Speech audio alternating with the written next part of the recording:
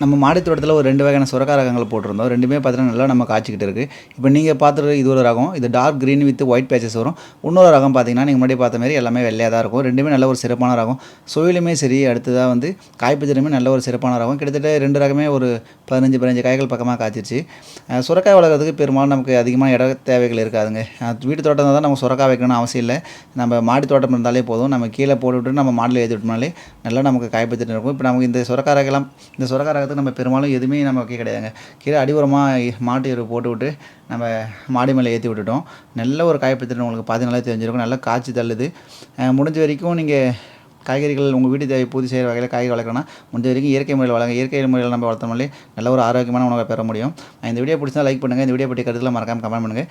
உங்களுக்கு சுரக்காய் பிடிக்குன்னா மறக்காமல் கிரீன் கலர் ஹார்ட்டை நமக்கு மறக்காமல் கமெண்ட் பண்ணுங்கள். நம்ம மாடி தோட்டத்தில் ஒரு 2 வகையான சுரக்கா ரகங்கள் போட்டிருந்தோம். 2மே பார்த்தீங்கன்னா நல்லா நம்ம காய்ச்சிக்கிட்டு இருக்குது.